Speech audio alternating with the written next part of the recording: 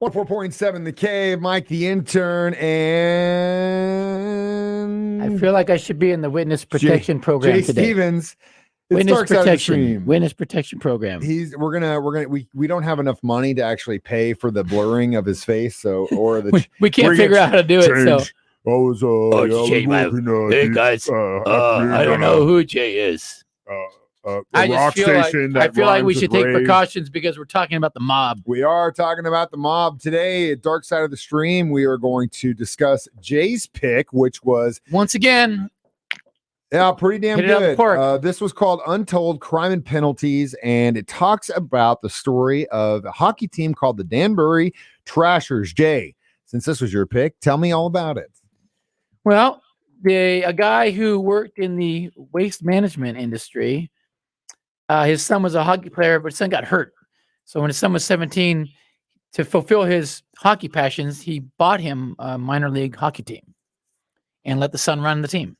Can you imagine? Well, there's a little bit more to it. That's the synopsis of it. But can you imagine you're 17 years old, and according to this kid, he's literally sitting at the dinner table, and his dad just says, hey, by the way, 17-year-old junior in high school, or maybe he's a senior, you have a hockey team now.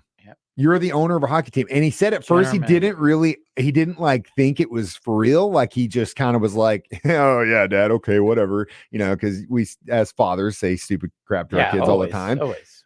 But he was serious, and the way he knew about it was when he went to school. Like the next day, some teacher or someone was like, "Hell yeah, dude! All right." And he's like, "Oh my god, it's I actually own a hockky team." But the kid stepped up and did actually a really good job. You know what? For being a 17-year-old kid, and I like the out of the box thinking of my god, it was making it such a badass experience and fighting and.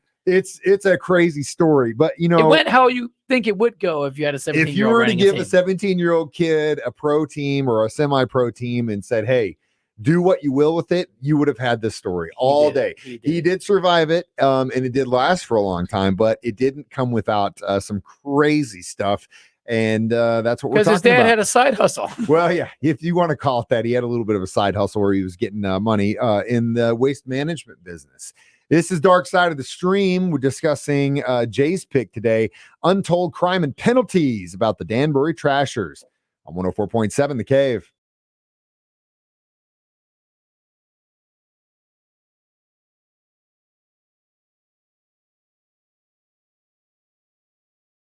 "104.7 The Cave," Mike the Intern, back in the studio this morning with Jay Stevens, discussing the documentary he picked, Untold Crime and Penalties, about the Danbury Trashers. It was a hockey team that existed from 2004 to 2006, owned and ran primarily by a 17-year-old kid, the son of a member of the Genovese crime family. Turns out that there was mob connections. So Dad was mob connected. Where'd the money come from? Well, guess what? A lot of money laundering going on. Now, I know what you're probably thinking. Hey, doesn't that sound familiar?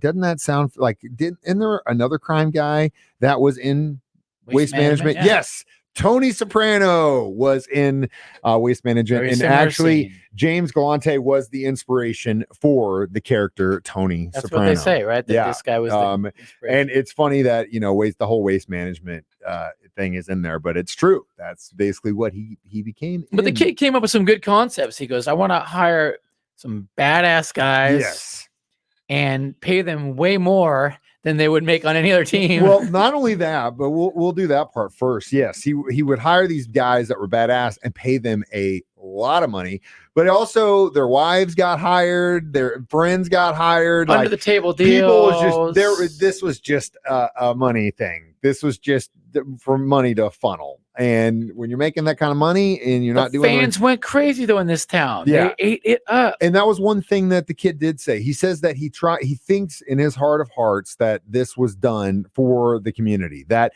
in a roundabout way, the whole Danbury Trashers thing was for the community. It wasn't for him. It wasn't for dad to say, "Hey kid, this is your own hockey team. You do with it, be a success." It was more about, "Hey, community, here's this badass hockey team. My kid's running. Go enjoy it." ESPN is showing up to cover these games. Like, dude, you got to give them props, man. And for good reason, because these guys weren't really like great players. They wanted to rule by intimidating their opponents, and they did that by sometimes literally the puck gets dropped. Their dudes are already got the gloves off, and they just go after guys. They're enforcers. They're just beating the living hell of these dudes. It was I'd just, go wild too in the crowd. Oh man, hardcore. Now you hear about when opposing teams come into a community, like for example, if a team comes into Kansas City, they go to stay at a hotel that's usually undisclosed. By the end of the day, a fan of the team knows that they're there, and they start screwing with the team's hotel rooms. It does happen, but these guys actually did it a lot. They did it so much so that when a visiting team would go in, fire alarms would go off in the middle of the night. Freaked out, they turn the heat off in the opposing locker room's team. It was basically like you would think a high school kid would run a hockey team, which. I mean, you're sitting at dinner and your dad tells you, "Hey, you got your own professional team." I don't know what I would do. I would say, I guess we'll just see how far this goes. Well, it worked, man. It worked. It's Dark Side of the Stream discussing the Danbury Trashers on 104.7. The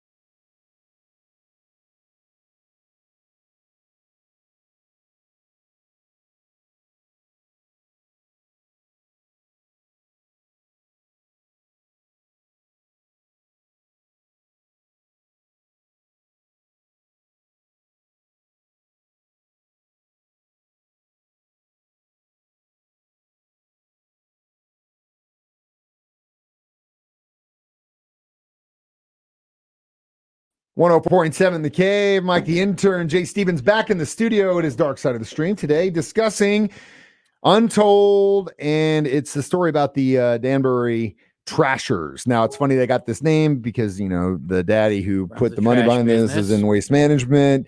That's a whole thing, but it all came to an end in 2016 when the FBA raided his transfer station along with his buddy and former Waterbury mayor, Matthew the Horse. But yeah, there were some shady characters in this one, man. They did play a baller move. The hockey guys were on strike. The Rio Hockey and NHL were on strike. And a player that had just won the Stanley Cup the year before, they said, let's get him. He's not playing hockey. Let's get him, pay him a crap load of money to come and join. And the guy's like, all right, I'll do it.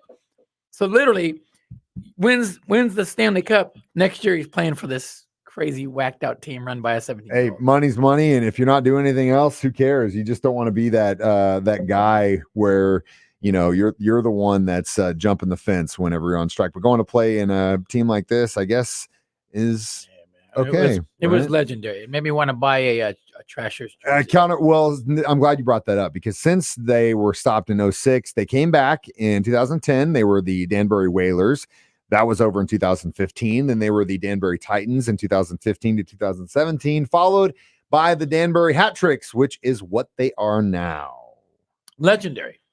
And the fans, the group of fans, like the section of fans that would just boo the commissioner and but at the end, it was all good in the end, right? All in the end, everything worked out. I mean, other than the guys that were involved in the mob, yes, it worked out for everyone. The kid ended up saying that he kind of went through a bad breakup with hockey after this whole thing. Didn't want to talk about it. Didn't want to watch it. He drove trucks for heating and oil companies, and then actually now runs a fighting gym, doesn't he? Yeah, runs a little boxing gym. Yeah, which is pretty cool. At least he's back in the sports. But yeah, crazy story. I actually had, as far as I'd like to think that I know a little bit about some things. This one was one that I'd never heard of. Me neither. It was just random. I just clicked on it, and here we go. It's a crazy story, and we'll talk about how many trash trucks our ratings are next. Dark Side of the Stream on 104.7.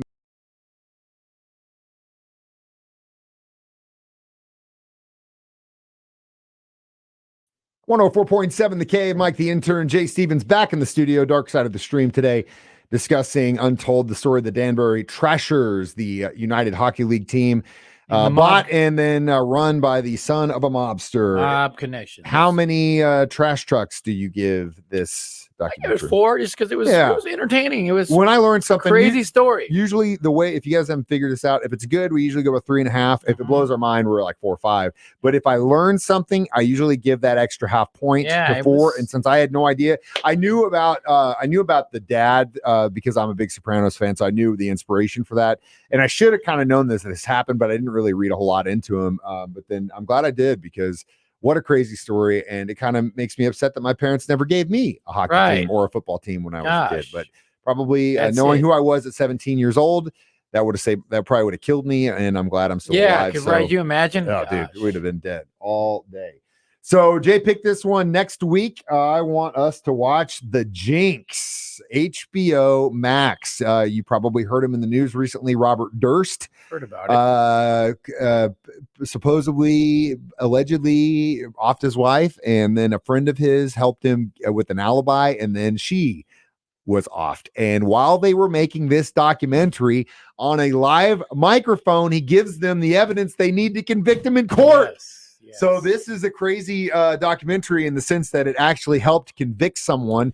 This it's on HBO Max. Yeah, it was made a few years ago, but it, in the way, because COVID kept pushing things back, and they actually just convicted him of it. Wow. So, and I'm sure there's going to be appeals and stuff. But yes, we are going to watch The Jinx, HBO Max. You got some time to do it. As always, you can follow us on Facebook Live every Thursday at 9. You can always download these as a podcast on our 104.7 The Cave. You can always app. call Mike's cell phone. Yeah, and suggest stuff if you want. Hit Jay up if I side by the pool Find me somewhere. on Grindr. He'll be on Grindr or by the pool. This is Mike the Intern and Jay Stevens saying so long, and keep watching whatever you like to watch. Dark Side of the Stream on 104.7 The Cave.